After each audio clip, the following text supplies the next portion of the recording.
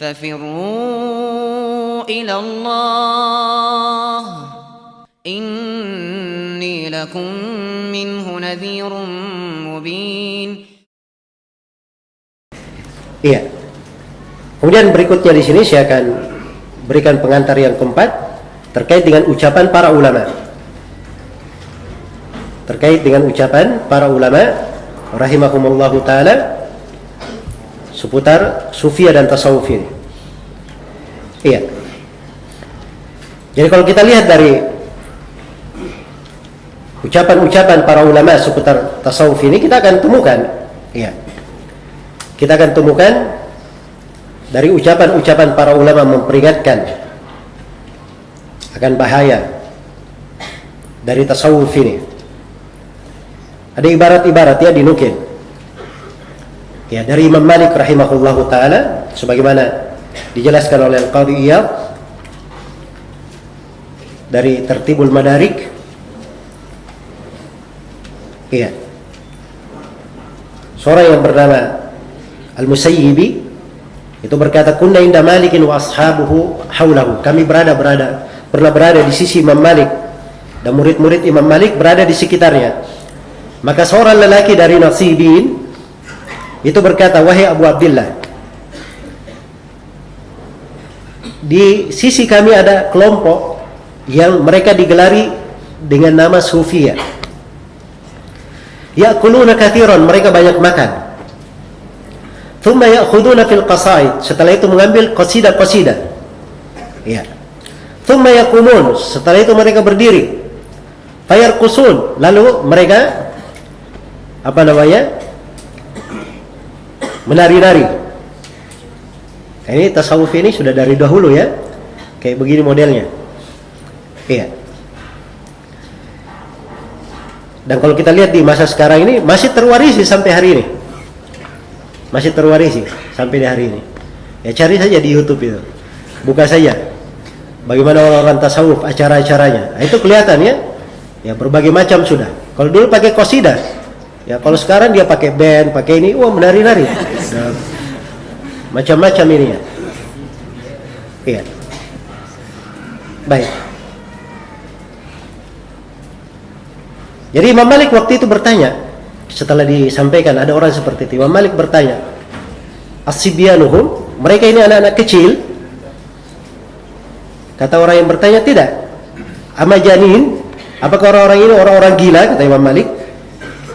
Kata orang yang bertanya, tidak. Qaumun masyayikh, bahkan mereka adalah kaum syekh-syekh. Ya.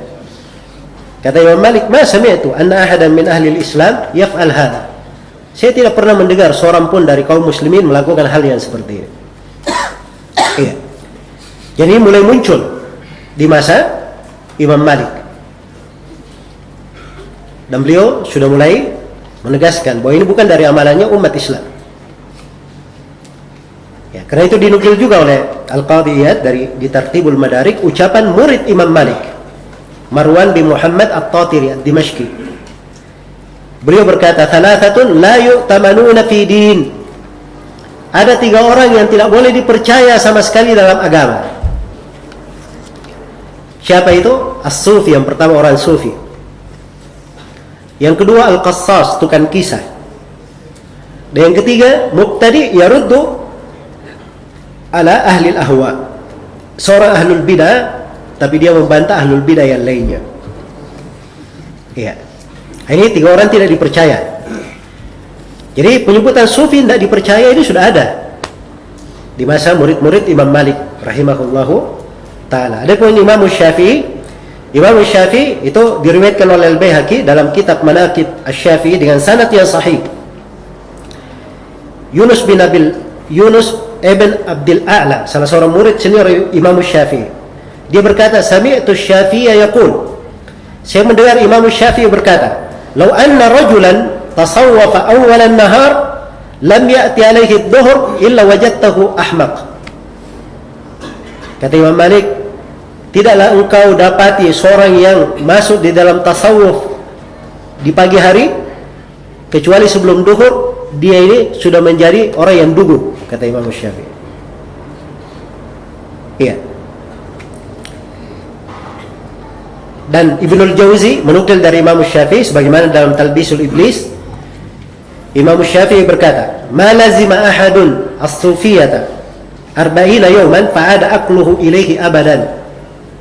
Kata Imam Syafi'i, tidaklah ada orang yang continue di dalam tasawuf selama 40 hari lalu akalnya kembali. Ya, itu tidak ada selama-lamanya, kata Imam Syafi'i, orang seperti itu. Jadi ini siapa yang masuk di dalamnya? Menurut Imam Syafi'i ini menyebabkan akal itu hilang. Dia tidak bisa berpikir. Iya. Baik. Ini ucapan Imam Syafi'i rahimahullah. Adapun Imam Ahmad rahimahullahu taala, beliau sudah mengingatkan beberapa orang untuk jangan didekati karena dia masuk di dalam masalah tasawuf ini, sebagaimana beliau mentahdir dari Al-Harith Al-Muhasibi dan Imam Ahmad memerintah manusia untuk meninggalkan Sari As-Suqati. Iya. Ini semuanya karena mereka menampakkan bentuk dari apa? Dari tasawuf. Baik, ini 3 imam dari imam 4 yang dimaklumi. Belum lagi ucapan ulama yang lainnya dalam hal ini. Banyak sekali. Iya. Dari para ulama Islam yang berbicara tentang hal ini. Abu Zur Ar-Razi, namanya Ubaidullah bin Abdul Karim, imam besar di masanya. Ya, selevel dengan Imam Ahmad rahimahullah. Beliau ditanya tentang Haris Al-Muhasibi dan kitab-kitabnya. Ya, maka beliau berkata, "Iyyakum wa hadhil kutub. Hadhihi kutub bid'ah wa dhalalat." Kata beliau, hati-hati kalian dari buku-buku ini. Ini buku-buku bid'ah dan kesesatan-kesesatan. Alaika bil athar. Hendaknya engkau berpegang dengan athar, dengan hadits Rasulullah sallallahu alaihi wasallam. Iya. Baik. Imam Adz-Dzahabi rahimahullahu taala ketika menyebutkan ucapan Abu Zur'a, kata beliau, di mana orang-orang sekarang seperti Harith Al-Muhasibi? Ini di masa Imam Adz-Dzahabi. Bagaimana kalau dia melihat ya buku-buku orang-orang belakangan? Disebutkan sebagian buku orang sufi seperti Al-Qaid karya Abu Talib. Ya.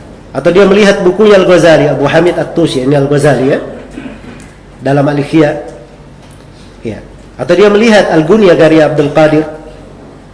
Apalagi kalau Abu Zur Ar-Razi melihat Fususul Hikam dan Futuhat Al-Makkiyah. Ini 2 buku karya yang Ibn Arabi. Ya, kira-kira bagaimana Abu Zur Ar-Razi akan berkomentar? Ya, dan Qurtubi menukil dari Abu Bakar At-Turtushi, beliau berkata, "Madhhabus sufiyyah batalatun wa jahalatun wa dhalalatun. Wa mal islamu illa kitabullah wa sunnatu rasulih." Kata beliau, madhab sufiyyah itu adalah pengangguran, kejahilan dan kesesatan. Islam itu hanyalah kitab Allah dan sunnah Rasulullah sallallahu alaihi wasallam. Iya. Baik. Ini kalau dikumpul ya dari ucapan para ulama tentang tasawuf ini banyak sekali. Dan saya hanya memberikan sebagian dari nama-nama di dalam hal tersebut supaya kita tahu bahwa ini masalah tasawuf bukan masalah baru. Iya, yang berbicara tentangnya juga adalah ulama-ulama. Iya. Karena itu kalau ada yang mengingkari orang yang berbicara menjelaskan tentang kekeliruan tasawuf, ini tidak perlu heran dengan hal tersebut. Karena dari masa dahulu sudah ada yang seperti itu. Iya. Dan orang yang membela sunnah dalam hal ini juga tidak perlu diherankan. Karena dari dahulu para ulama sudah berbicara tentang bahaya tasawuf ini. Bahkan ketika muncul satu masalah, ya, waktu itu Imam Syafi'i berpindah ke Mesir dan beliau berkata, saya meninggalkan Baghdad, dan waktu itu mereka ada-adakan yang disebut dengan as-sama, dan beliau sebutkan bahwa itu diadakan oleh az-zanadiqah, orang-orang zindiq. Ini yang beliau bahasakan untuk orang sufi dengan bahasa apa? Az-zanadiqah. Ini as-sama, kegemaran untuk mendengarkan qasidah-qasidah, lantunan-lantunan. Ya. Harusnya seorang itu sibuknya dia berzikir, membaca Al-Quran, ya, dia baca dari wirid-wirid yang diajarkan oleh Nabi, zikir pagi dan petang sebelum tidur, ketika bangun tidur dan seterusnya. Tapi mereka ini punya zikir-zikir sendiri. Iya.